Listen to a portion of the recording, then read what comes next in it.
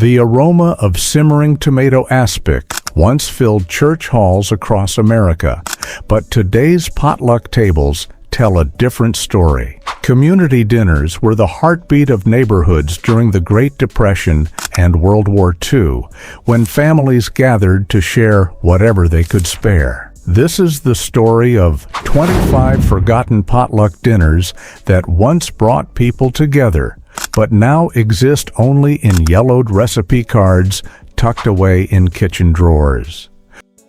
Tomato aspic salad. Every church lady in 1950s America had her secret to the perfect tomato aspic. This wobbly, savory gelatin creation combined tomato juice with unflavored gelatin, often studded with celery, onions, and sometimes hard-boiled eggs. The dish appeared at every potluck from Maine to California, served in perfect squares on lettuce leaves. Women competed over whose aspic held its shape best in the summer heat. The decline began in the 1970s when fresh salads became more popular, and by the 1980s, tomato aspic had virtually disappeared from American tables. Today, most people under 50 have never even heard of this once beloved dish that defined mid-century entertaining. Before we continue our journey through these forgotten flavors, please subscribe to stay connected with more stories of America's culinary past. Your support helps us preserve these important food memories for future generations. Stuffed cabbage rolls with rice. Polish and Eastern European immigrants brought this hearty dish to American potlucks in the early 1900s. Large cabbage leaves were carefully blanched, then wrapped around a mixture of ground meat, rice, and seasonings before being simmered in tomato sauce. These labor-intensive rolls were a labor of love, often prepared by multiple generations working together. They became a staple at church suppers and community gatherings throughout the industrial Midwest. The dish required skill to prevent the rolls from falling apart, making it a point of pride for accomplished cooks. As families became more scattered and cooking time became precious, these time-consuming rolls gradually faded from potluck tables, replaced by simpler casseroles that could be thrown together quickly. Bean loaf with tomato sauce. During the meat rationing of World War II, creative cooks developed this protein-rich alternative that fooled no one but satisfied everyone. Made from mashed beans, breadcrumbs, eggs, and seasonings, the loaf was shaped like meatloaf and slathered with tangy tomato sauce. Church potlucks featured multiple versions, each cook adding their own twist with different bean varieties or secret seasonings. The dish provided essential protein when meat was scarce and expensive. Families often served it on Sundays, making it feel special despite its humble ingredients. After the war ended and meat became readily available again, bean loaf quickly disappeared from dinner tables. Modern vegetarian cooking has largely forgotten this Depression-era innovation that once fed hungry communities across America. Raisin pie. Before pumpkin pie dominated fall desserts, raisin pie was the undisputed champion of autumn potlucks. This simple creation combined plump raisins with sugar, flour, and spices, all nestled in a flaky double crust. The filling was often enhanced with lemon juice, cinnamon, and sometimes a splash of vinegar for tang. Farm wives preferred it because raisins kept well and the ingredients were always on hand. The pie appeared at harvest celebrations, church socials, and family gatherings throughout rural America. Children would fight over the last slice, scraping every bit of the sweet, gooey filling from their plates. As exotic fruits became more accessible and tastes grew more sophisticated, this humble pie lost favor. Today, raisin pie exists mainly in Amish communities and old cookbooks. Sauerkraut balls. German-American communities in Ohio and Pennsylvania elevated sauerkraut to party food with these crispy golden spheres. The mixture combined sauerkraut with ground meat, onions, and seasonings formed into balls, breaded, and deep-fried until crispy. They were the hit of every Oktoberfest celebration and church potluck in German settlements. The contrast between the tangy sauerkraut filling and crispy coating made them irresistible finger food. Local restaurants began serving them as appetizers, spreading their popularity beyond German families. The dish required considerable prep time and skill to keep the balls from falling apart during frying. As tastes became less ethnic and health consciousness grew, these indulgent treats gradually disappeared. Today, they survive mainly at German festivals and a few family restaurants in Ohio.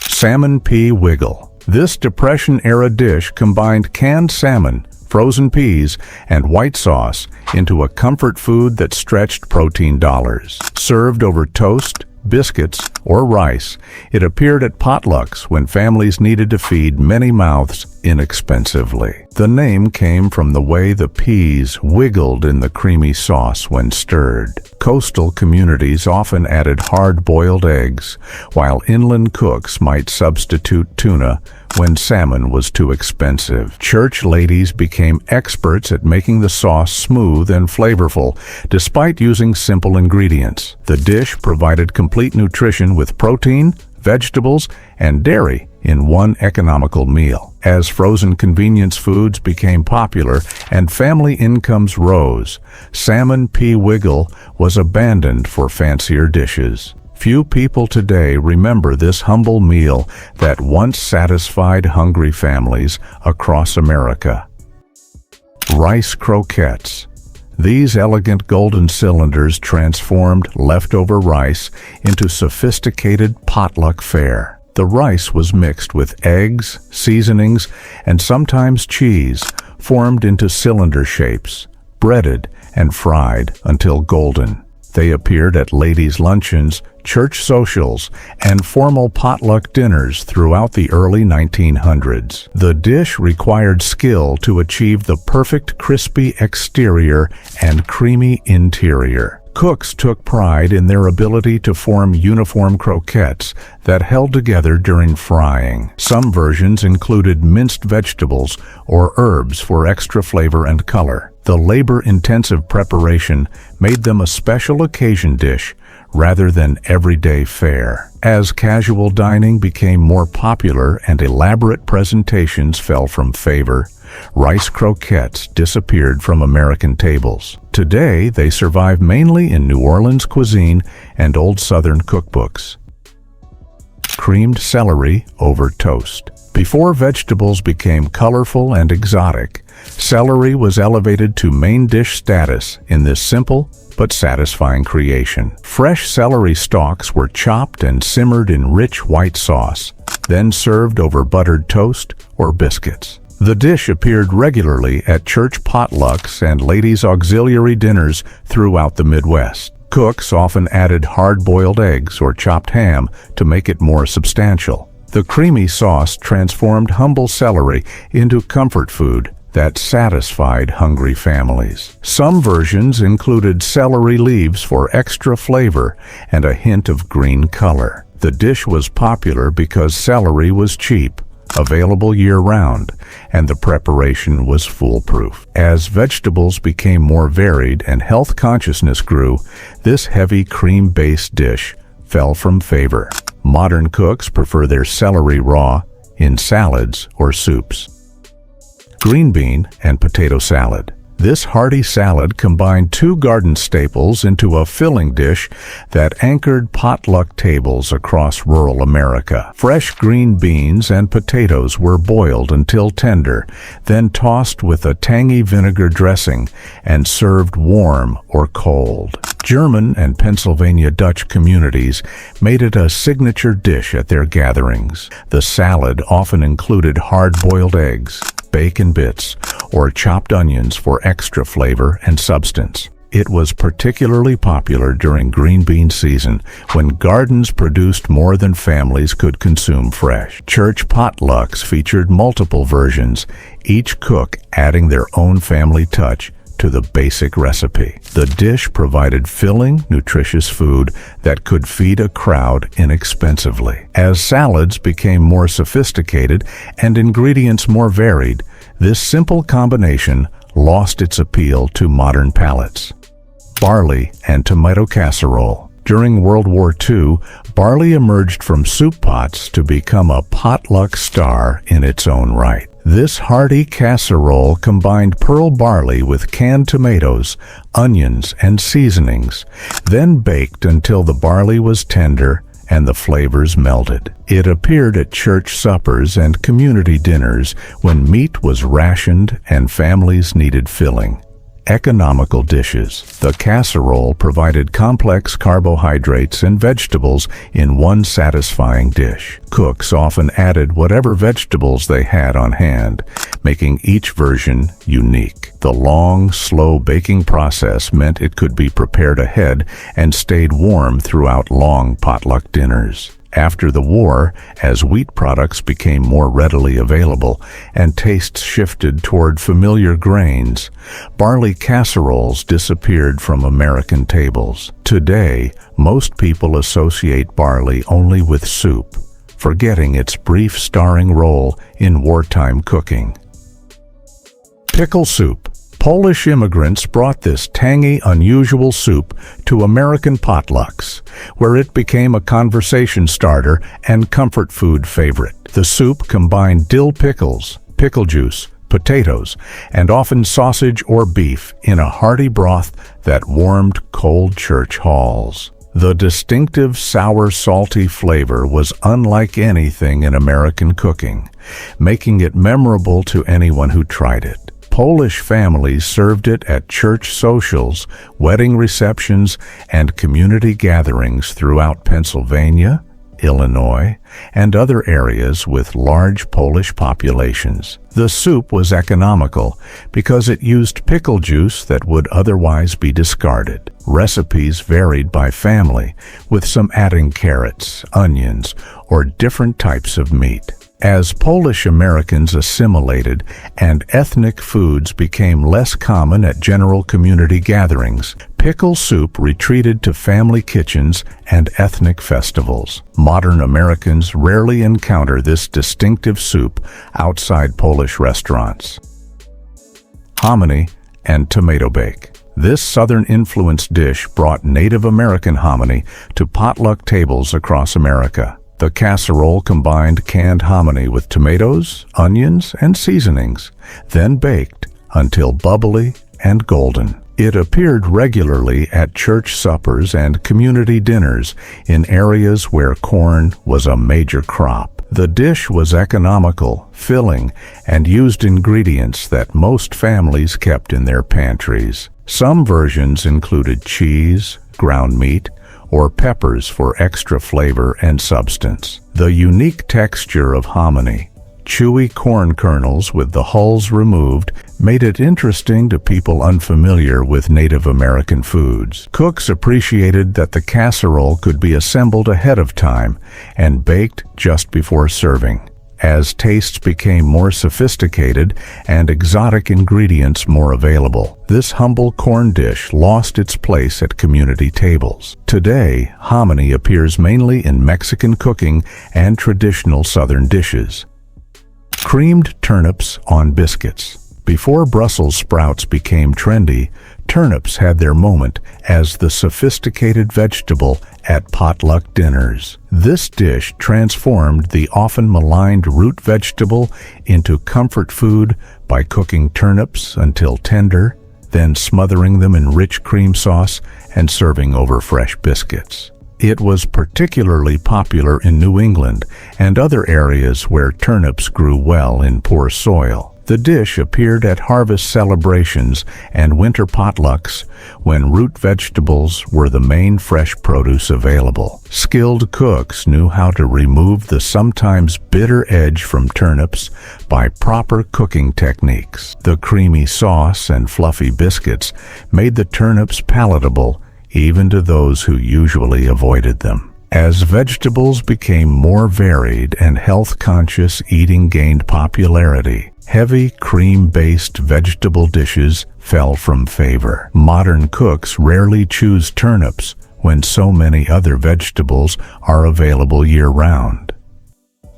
Potato donuts. These unusual donuts emerged from thrifty kitchens during the Depression when leftover mashed potatoes needed a second life. The potatoes were worked into a sweet dough with flour, sugar, and spices, then formed into rings and fried until golden. They appeared at church bake sales, potluck dessert tables, and community breakfasts throughout rural America. The potato addition made the donuts incredibly moist and gave them a unique texture that set them apart from regular cake donuts. Families often made them on Monday mornings, using Sunday's leftover mashed potatoes. The donuts were economical because they stretched expensive ingredients like sugar and flour with inexpensive potatoes. Some versions were glazed with simple sugar icing or rolled in cinnamon sugar while warm. As commercial bakeries became more common and convenience foods more available,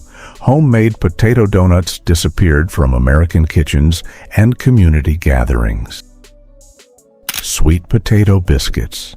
These golden biscuits brought Southern comfort to potluck tables across America, especially during the sweet potato harvest season. Mashed sweet potatoes were worked into biscuit dough, creating tender, slightly sweet biscuits with a beautiful orange color. They appeared at church suppers, community dinners, and holiday gatherings throughout the South and wherever Southern families had migrated. The biscuits were often served with butter and honey, making them a bridge between side dish and dessert. Sweet potatoes were inexpensive and nutritious, making these biscuits both economical and healthy. The natural sweetness meant less sugar was needed in other parts of the meal. Cooks took pride in achieving the perfect balance between sweet potato flavor and traditional biscuit texture. As bread machines and store-bought biscuits became more common, the art of making sweet potato biscuits from scratch largely disappeared from community cooking. Stewed rhubarb and bread. This simple dessert transformed tart garden rhubarb into a comforting end to potluck meals. Fresh rhubarb was stewed with sugar until tender, then served over pieces of bread or cake that soaked up the pink, tangy juices. It appeared at spring potlucks when rhubarb was one of the first fresh foods available after winter. The dessert was popular in areas with large Scandinavian populations, where rhubarb was a traditional spring tonic. Families often served it warm with a dollop of cream or a scoop of vanilla ice cream. The dish was economical because rhubarb grew prolifically in most gardens, often producing more than families could use fresh. Some versions included strawberries when they came into season, creating the classic strawberry-rhubarb combination. As exotic fruits became available year-round and taste grew more sophisticated, this simple country dessert lost its place at community gatherings. Beet greens and potato stir-fry. During the Depression, no part of any vegetable went to waste, including the leafy tops of beets that many modern cooks discard. This economical dish combined chopped beet greens with sliced potatoes, onions, and bacon drippings in a large skillet. It appeared at potluck dinners in farming communities where families grew their own vegetables and couldn't afford waste. The dish provided essential vitamins and minerals when fresh vegetables were expensive or unavailable. Cooks often added whatever other greens they had on hand, including turnip tops, radish leaves, or wild greens like dandelion. The potatoes made the dish filling enough to serve as a main course for families struggling to make ends meet. Some versions included bits of ham or bacon for extra protein and flavor. As prosperity returned and food became more abundant, dishes that used scraps and leftovers disappeared from American tables, along with the knowledge of how to use every part of vegetables. Baked rice and tomato cups. These individual servings turned simple ingredients into an elegant potluck presentation that impressed diners. Large tomatoes were hollowed out and stuffed with a mixture of cooked rice, seasonings, and often ground meat or vegetables. The stuffed tomatoes were baked until the tomatoes were tender and the filling was heated through. They appeared at ladies' luncheons, church socials, and garden club potlucks throughout the summer tomato season. Each serving looked beautiful on the plate and provided complete nutrition in one neat package. Cooks took pride in selecting perfectly shaped tomatoes and creating flavorful rice fillings. The dish could accommodate dietary restrictions easily by varying the filling ingredients. Some versions included cheese, herbs, or nuts for extra flavor and texture. As casual dining became more popular and elaborate, individual presentations fell from favor. These stuffed tomatoes disappeared from potluck tables despite their visual appeal and practicality. Savory potato pancakes. These crispy, golden pancakes elevated humble potatoes to special occasion status at community gatherings. Grated raw potatoes were mixed with eggs, flour, and seasonings, then fried in hot oil until crispy outside and tender inside. German and Eastern European immigrants brought variations of this dish to American potlucks, where they became popular finger food. The pancakes were often served with applesauce, sour cream, or simple syrup, making them versatile for any meal. Church suppers featured them as both side dishes and main courses, depending on the size and accompaniments. The dish required skill to achieve the perfect balance of crispy exterior and fluffy interior. Some versions included onions, herbs, or cheese for extra flavor. As convenience foods became more popular and deep frying fell from favor due to health concerns, these labor-intensive pancakes gradually disappeared from community cooking, surviving mainly in ethnic restaurants and family traditions. Cornmeal biscuits with syrup. These hearty biscuits brought Southern comfort to potluck tables across America, especially in areas where corn was a major crop. Cornmeal was worked into traditional biscuit dough, creating a slightly gritty texture and golden color that set them apart from regular wheat biscuits. They were often served with molasses, sorghum syrup, or honey, making them substantial enough to serve as dessert or breakfast. The biscuits appeared at church suppers, community breakfasts, and harvest celebrations throughout rural America. Cornmeal was less expensive than wheat flour, making these biscuits economical for feeding large groups. The combination of textures, crispy outside, tender inside with slight grittiness from the cornmeal, made them memorable. Some versions included bacon drippings or lard for extra flavor and richness. As taste became more refined and health consciousness grew, these heavy, sweet biscuits lost their place at community gatherings, surviving mainly in traditional Southern cooking. Carrot and potato bake. This simple casserole combined two root vegetables into a colorful, nutritious dish that anchored potluck tables throughout the winter months. Sliced carrots and potatoes were layered in a baking dish with seasonings and often a bit of butter or cream, then baked until tender. The dish was popular because both vegetables kept well in root cellars and were available even in the depths of winter. Church potlucks featured multiple versions, with some cooks adding onions, herbs, or cheese for extra flavor. The natural sweetness of carrots balanced perfectly with the mild, starchy potatoes. The casserole could be prepared ahead of time and reheated, making it perfect for large gatherings. Some versions included a breadcrumb topping for extra texture. As vegetables became more varied and year-round availability eliminated the need for storage crops, this simple two-vegetable dish lost its importance in American cooking, though it remains a comfort food in some family traditions. Apple peel jelly. This ingenious creation turned kitchen scraps into a delicate, rosy jelly that graced potluck dessert tables throughout apple country. After making apple pies or applesauce, thrifty cooks would boil the peels and cores with water to extract pectin and flavor, then strain the liquid and make jelly. The resulting preserve had a subtle apple flavor and beautiful pink color. It appeared at church bake sales, potluck dinners, and community breakfasts as a testament to waste not want not cooking. The jelly was particularly popular during apple season when families processed bushels of apples for winter storage. Some cooks added spices like cinnamon or cloves for extra flavor. The delicate taste made it perfect for serving with fresh biscuits or toast at community breakfasts.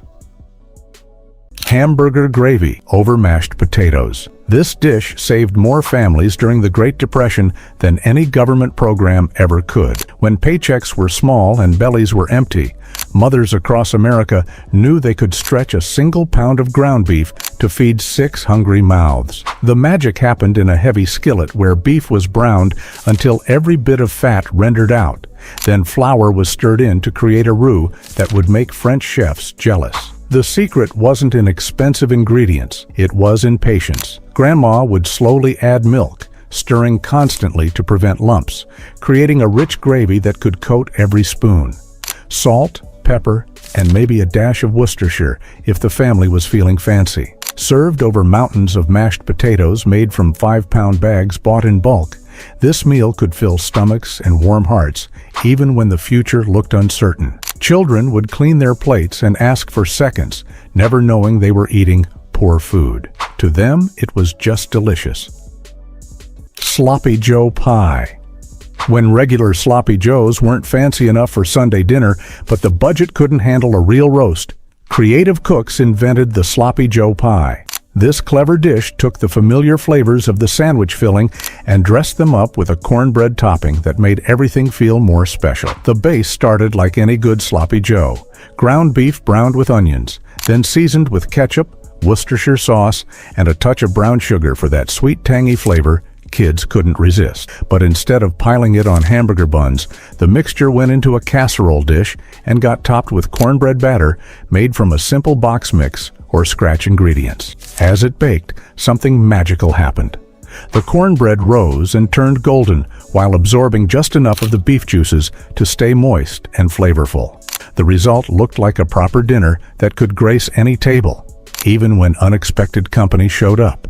Served with a simple salad or canned green beans, this dish could make any family feel like they were dining in style, regardless of what was actually in the bank account. Chipwreck Casserole. The name tells you everything you need to know about this recipe. It was born from desperation and whatever happened to be in the pantry. When grocery money ran out before payday, mothers would survey their kitchens and create miracles from seemingly nothing. Chipwreck Casserole became legendary because it combined the irresistible crunch of potato chips with hearty ground beef in a way that made everyone forget they were eating leftovers. Ground beef was stretched with whatever vegetables were available, often canned corn, green beans, or diced tomatoes. The mixture was seasoned with onion soup mix, a pantry staple that added flavor without fresh ingredients, and maybe a can of cream soup to bind everything together. The magic happened on top, where crushed potato chips created a golden, crunchy layer that children would fight over. This dish proved that sometimes the best recipes come from having no choice but to be creative. Families would request it even during better times because it tasted like childhood, like making do, like the satisfaction of turning nothing into something delicious. The name stuck because everyone knew what it meant. Good food made from whatever didn't get wrecked in your kitchen. Beef jambalaya bake. Rice was cheap, filling, and could absorb flavors like nobody's business. When Southern families needed to stretch their ground beef further, they turned to dishes like this beef jambalaya bake that transformed a small amount of meat into a feast. This wasn't authentic Louisiana jambalaya. It was survival cooking that borrowed flavors from wherever they worked. The dish started with browning ground beef and onions, then adding rice, canned tomatoes, and whatever seasonings were available. Paprika gave it color and a hint of smokiness, while garlic powder and cayenne pepper added depth without requiring fresh ingredients. Chicken broth, when available, made the rice extra flavorful, but water worked just fine when money was tight. Everything went into a casserole dish and baked until the rice was tender and had absorbed all the liquid. The result was a complete meal in one dish. Protein, starch, and vegetables all combined into something that tasted exotic and special. Families could eat this for days, and it actually improved with time as the flavors melded together. It was proof that good food didn't require expensive ingredients, just creativity and patience. Hamburger Spoonbread Casserole. Spoonbread was a southern tradition that turned cornmeal into something creamy and comforting, almost like a cross between cornbread and pudding. When combined with ground beef, it became a complete meal that could stretch ingredients and fill bellies without breaking the bank. The beef mixture was kept simple: ground beef browned with onions and seasoned with salt, pepper, and maybe a dash of hot sauce for those who liked a little heat. This was layered in a casserole dish and topped with spoonbread batter made from cornmeal, eggs, milk, and a touch of sugar. The beauty was in how the two layers cooked together, with the spoonbread absorbing just enough of the beef juices to stay moist while developing a golden crust on top. The result was comfort food at its finest, creamy, satisfying, and substantial enough to serve as the centerpiece of any meal. Families would gather around the table and scoop portions directly from the casserole dish, the spoonbread holding together just enough to make each bite perfect. It was the kind of dish that made everyone feel taken care of, regardless of what was happening in the world outside. Chia hot dish. The Midwest had its own language when it came to comfort food, and hot dish was the term for what other regions might call casseroles. Chia hot dish was one of those recipes that every church cookbook included, and every family made slightly differently depending on what was in their pantry. Ground beef formed the protein base, browned with onions and seasoned simply with salt and pepper. Canned vegetables, corn, green beans, or whatever was on sale, joined the mixture along with cream of mushroom soup that acted as both sauce and binding agent. The whole thing was topped with frozen tater tots or mashed potatoes, depending on what was available and what the family preferred. The name chia had nothing to do with the superfood seeds that would become popular decades later. It was just a regional term that stuck. What mattered was how this dish brought families together around the dinner table, how it filled hungry stomachs after long days of hard work, and how it used simple ingredients to create something that felt like a warm hug on a plate. It was unpretentious food that never pretended to be anything other than what it was. Good, honest cooking for good, honest people. Mock Swiss steak. Swiss steak was a restaurant dish that most families couldn't afford, but creative home cooks found ways to recreate those complex flavors using ground beef and a lot of ingenuity. The mock version delivered on the promise of tender meat in rich tomato gravy without requiring expensive cuts or hours of braising. Ground beef was formed into thick patties and dredged in seasoned flour before being browned in a heavy skillet. This created the foundation for the dish. The flour helped thicken the eventual gravy, while the browning added depth of flavor. Onions were cooked until soft and sweet, then canned tomatoes, beef broth, and seasonings were added to create a rich sauce. The patties were returned to the skillet and simmered gently until the flavors melded together. The result was remarkably similar to the original dish. Tender meat in a rich, tomatoey gravy that begged to be served over mashed potatoes or egg noodles. Families could enjoy the satisfaction of fancy food without the fancy price tag, and children grew up thinking their mothers were culinary magicians who could recreate restaurant dishes in their own kitchens. Pineapple beef bake. Sweet and savory combinations weren't as common in everyday cooking back then, but when families received canned pineapple as gifts or found it on sale, creative cooks found ways to incorporate it into hearty meals that stretched the family budget. The pineapple beef bake became a favorite because it tasted exotic and special while using familiar ingredients. Ground beef was browned and mixed with rice, creating a foundation that could absorb flavors and provide substance. Canned pineapple chunks were drained and added along with the juice, which provided natural sweetness and helped cook the rice. Soy sauce, when available, added depth and a slightly Asian flavor that made the dish taste sophisticated and worldly. The mixture was baked in a casserole dish until the rice was tender and had absorbed all the liquid.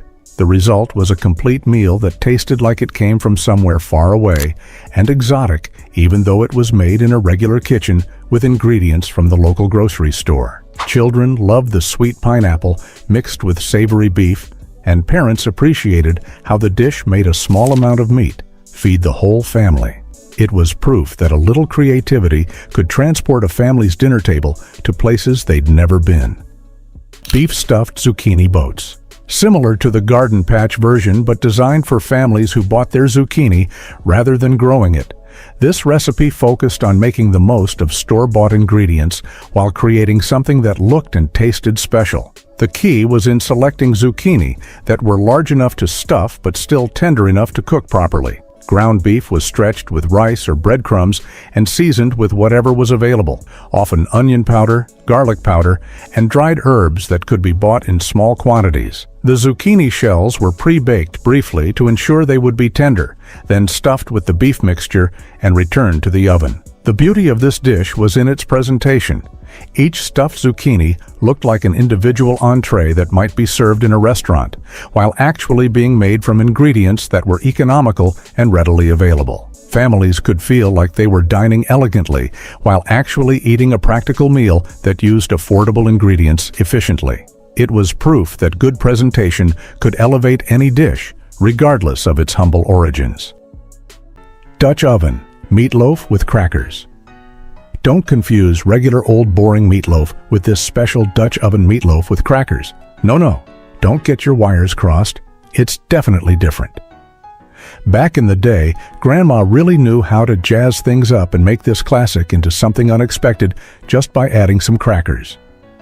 When crackers are added to the mix, they become like little sponges full of flavor, absorbing juices and adding to the texture of the dish. But this still doesn't really make it that different from the regular meatloaf. So where does the difference lie? Well, it lies in the Dutch oven. Baking this in an oven, or pot, as some might say, locks in flavor and moisture like nothing you've ever seen before. The result is a tender, savory meatloaf with a perfectly crisp outer layer. Grandma knew how to serve it right, with a thick layer of ketchup glaze on top, because sometimes more is more. Plus, when you add a side of mashed potatoes, it'll be like you're biting into nostalgia. Back in the Great Depression, meatloaf was a go-to because it stretched a small amount of beef into a meal for the whole family, and crackers were cheaper than breadcrumbs. And we all know Grandma knows how to save some bucks. Cowboy casserole. Cowboy casserole is a ground beef dish that holds its roots in hearty, down-to-earth cooking. Think of it as a Tex-Mex twist on shepherd's pie, and you're pretty close. This one's a favorite for folks who love a blend of flavors and textures. It has ground beef, corn, beans, and a creamy sauce layered underneath a topping of crispy, golden tater tots. When Grandma made this, it was an instant family favorite. This recipe shows her knack for turning a pound of ground beef into a big, filling meal. Cowboy casserole is kind of like the ultimate comfort food, perfect for chilly days when you want something warm and satisfying. And let's be honest, the tater tot topping is the best part. This is another meal that brings everything together in one baking dish, which is always a plus for busy families. Back then, the ingredients were simple and affordable, making it a go-to for families trying to keep costs down. While it may not be the healthiest dish, Cowboy casserole hits all the right notes for nostalgia and comfort.